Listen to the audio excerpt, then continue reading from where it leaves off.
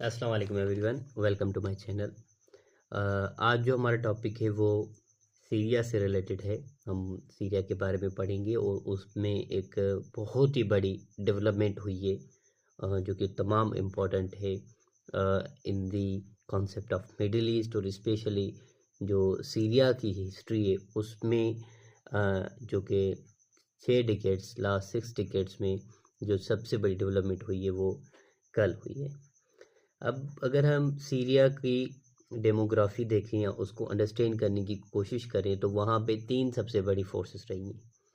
एक तो bath party के जो सपोर्टर्स है, असद लॉयलिस्ट, जो कि मतलब अलवती शियाएँ ज़्यादातर, जिनकी तकरीबन 10% पॉपुलेशन है।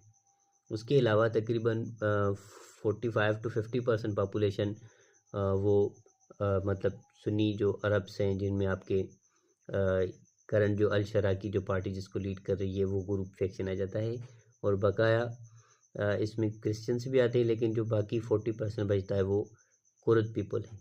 अब कुर्द जो हैं वो सुन्नी मुस्लिम है, लाइक अल शरास पार्टी, और इनकी अगर अंडरस्टैंड करें इस कम्युनिटी को तो ये ईरान में भी आबाद है, इराक़ में भी आबाद है, और सीरिया में भी है, और तुर्की में भी है।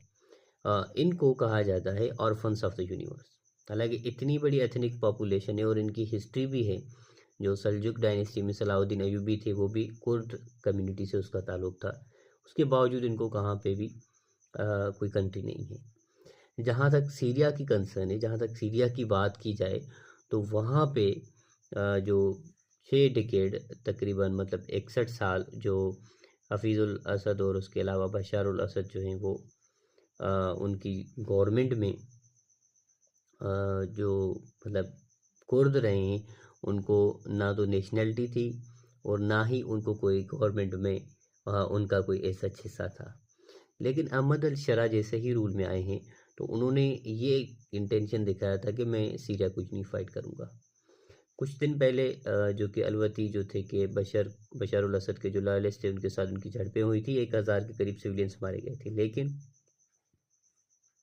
कल ये एक बहुत बड़ी डेवलपमेंट हुई है जिसमें उन्होंने जो कि कुर्दिश वर्कर्स पार्टी, उनकी जो कि लीडर है उनके मुज़लिम अब्दी, उनके साथ मिल के एक एग्रीमेंट की है जिसमें जो कि नॉर्दर्न सीरिया है जहाँ पे उनका कंट्रोल है कुर्द्स का, उसको उन्होंने मेन स्ट्रीम गवर्नमेंट के साथ मर्ज किया है। अब इन दैट रिटर्न जो कुर्द पॉपुलेशन है उनको वहाँ की नेशनलिटी मिलेगी, और जो उसकी आर्मी है कुर्द्स की वो मर्ज होगी विथ सीरियन डेमोक्रेटिक फोर्सेस या Syrian army. This is the biggest achievement of al Sharaa. अगर आप मुझसे पूछेंगे या मेरी जो बिलीव है इस चीज़ में, ये बड़ा अचीवमेंट है। अब जो उसका हैंड है वो बिल्कुल अपर हैंड हो गया है। और दूसरा ये भी एक चीज़ है कि ये जो लोग हैं कुर्द जो लोग हैं, ये इसको प्रेशराइज करेंगे कि आप जो क्रिश्चियंस हैं या अलवती बाकी सिविलियंस हैं उनके अगेंस्ट आप कोई भी मतलब कदम ना उठाएं।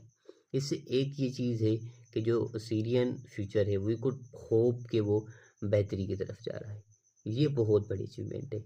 हालांकि जब सीरिया आज़ाद हुआ तो that was the biggest hurdle.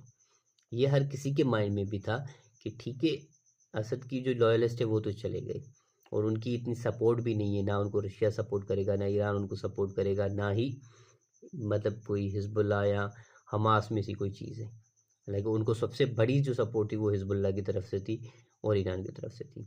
अब Hezbollah is completely dismantled by Israel, और Bashar Assad has been also ousted. तो जो लोकल बाकी लोग बच रहे थे उनमें ये 3 बड़े फैक्शन थे।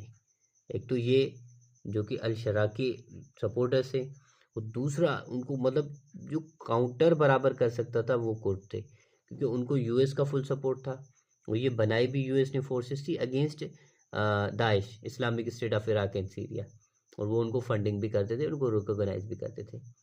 और अब इनके मर्जर के बाद अब जो हैंड है अल शरा का वो काफ़ी मजबूत हो गया। अब इसमें जो हम होप कर सकते हैं कि मिडिल ईस्ट की जो पॉलिटिक्स है वो एक न्यू डायरेक्शन में जा रही है।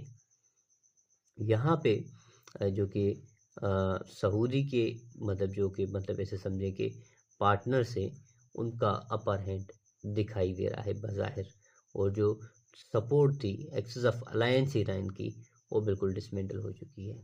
तो ये एक बड़ी हिस्टोरिकल अचीवमेंट है in terms of Kurdish rights और in terms of current Syrian government, कि उन्होंने एक सबसे बड़ा जो उनके लिए मसला था वो उन्होंने टैकल कर दिया है।